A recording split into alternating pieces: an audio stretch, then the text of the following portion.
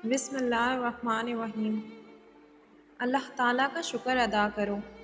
یہ نہ سوچو کہ اللہ تعالیٰ تمہاری دعا کو فوراً قبول کیوں نہیں کرتا، بلکہ یہ شکر کرو کہ وہ تمہارے گناہوں کی سزا فوراً کیوں نہیں دیتا۔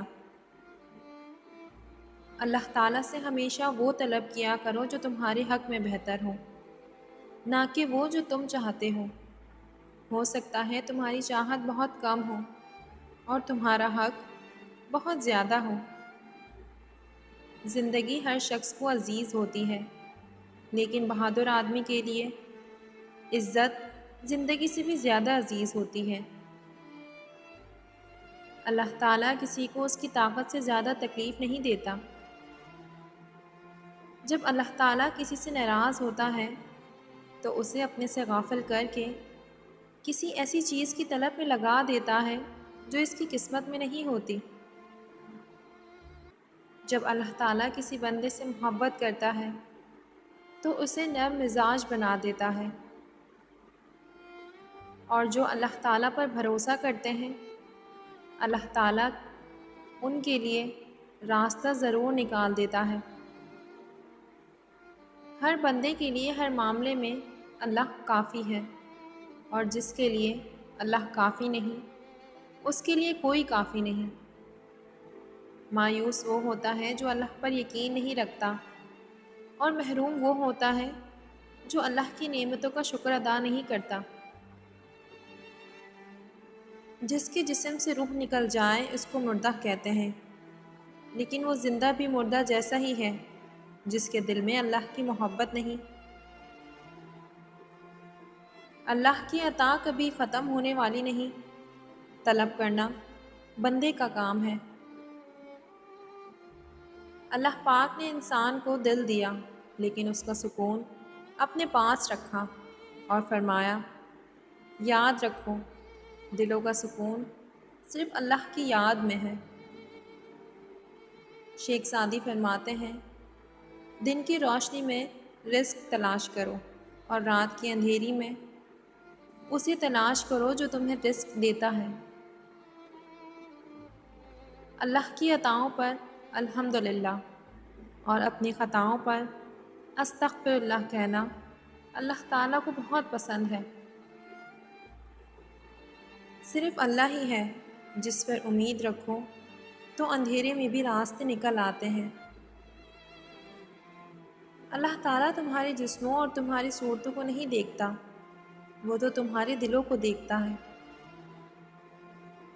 دنیا میں صرف سکون ہوتا تو لوگ اللہ تعالیٰ کو بھول جاتے۔ سکون تو صرف ان لوگوں کے پاس ہے جو اللہ تعالیٰ کی رضا کو اپنی رضا سمجھتے ہیں۔ قرآن پاک بار بار کہتا ہے، نا امید نہ ہو، کمزور نہ پڑو، غمگین نہ ہو، اللہ تعالیٰ ہر چیز پر قادر ہے۔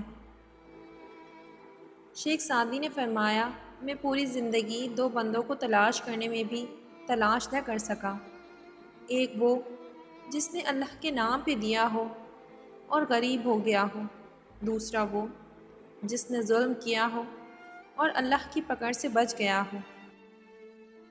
جو اللہ تعالیٰ نے تمہارے لیے لکھ دیا ہے اسے کائنات کی کوئی بھی چیز تم سے پہنچنے سے روک نہیں سکتی، اور جو تمہارے نصیب کا حصہ نہیں ہے اسے تمہاری دعاؤں کے علاوہ کائنات کی کوئی بھی چیز تم تک نہیں لا سکتی۔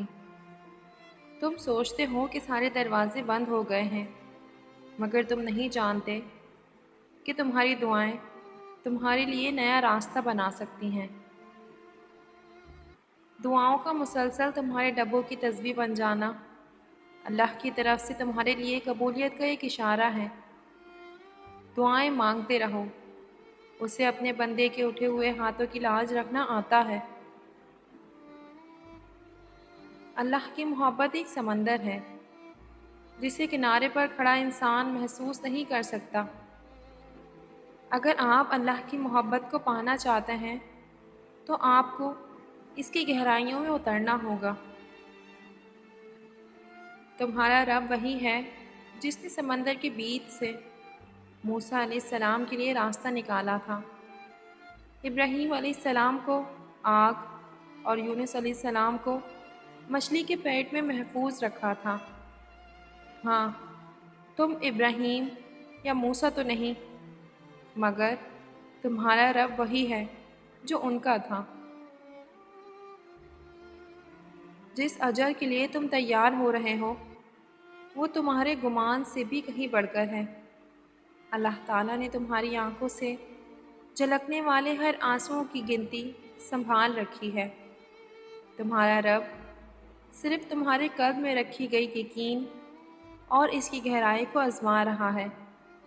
بہت جلد تمہارے لیے اپنی مدد کے تمام دروازے کھول دے گا اور تم حیران رہ جاؤ گے۔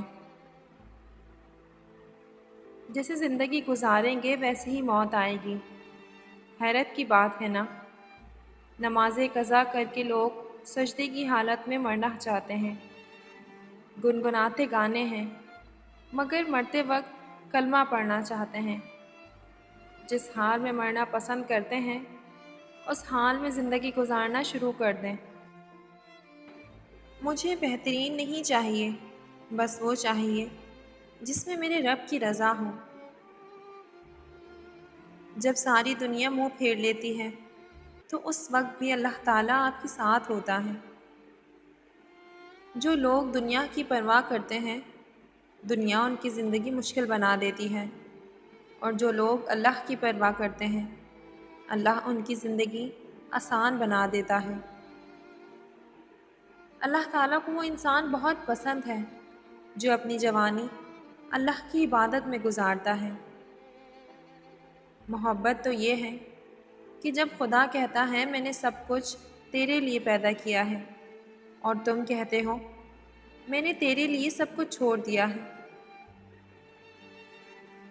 انسان تب تکلیفوں میں گھر جاتا ہے جب وہ اللہ کے آگے جھکنا چھوڑ دیتا ہے۔ زندگی گزر جائے گی اچھے سے، بس اللہ کا شکر ادا کرتے رہو۔ راستے مشکل سہی، مگر مجھے اپنے اللہ پر یقین ہے۔ کبھی کبھار ہمارا دل صرف اس لیے ٹوٹتا ہے تاکہ وہ اللہ سے جڑ سکے۔ بد نصیب ہے وہ شخص جس کی صحت اس کا ساتھ دے مگر وہ اپنے رب کو سجدہ نہ کر سکے۔ وہ پاک ذات ہماری ساری سنتا ہے جس کی ہم ایک نہیں سنتے، اور محبتوں میں ہمیشہ سب سے پہلا حق اللہ کا ہے اور دوسرا محمد صلی اللہ علیہ وآلہ وسلم کا، جبکہ تیسرا حق ماں باپ کا ہوتا ہے۔ صبر کرنا اتنا آسان ہوتا تو اللہ تعالیٰ نے صبر پہ اتنا اجر نہ رکھا ہوتا۔ جو اللہ پاک سے رو کر مانگتے ہیں پھر انہیں کسی کے سامنے رونے کی ضرورت نہیں پڑتی۔ یا اللہ مجھے وہ عطا کر دے جس کی میں نے تجھ سے امید لگائی ہوئی ہے۔ انسان کی اتنی ہی اوقات نہیں کہ وہ اللہ کا قرب حاصل کرے۔ اللہ جسے پسند کر لیتا ہے اسے اس کے عیبوں اور ناپاکیوں سمیت زبردستی اپنی جانب کھینچ لیتا ہے۔ اللہ کو دل اور اخلاق کا سخت ہونا پسند نہیں، اس لیے اللہ تعالیٰ نے دونوں کو ہڈی کے بغیر بنایا ہے۔ انہیں نرم رکھو، دل محبت سے نرم ہوگا جبکہ زبان اخلاق سے۔ جو آنسو اللہ کی یاد میں نکلیں وہ اللہ کو بہت پسند ہوتے ہیں۔ لوگوں کے سامنے مسکراتے رہا کرو اور اللہ کے سامنے گڑ گڑاتے رہا کرو، کیونکہ دنیا مسکرانے والوں کو پسند کرتی ہے جبکہ اللہ گڑ گڑا کر رونے والوں کو بہت پسند کرتا ہے۔ جزاک اللہ۔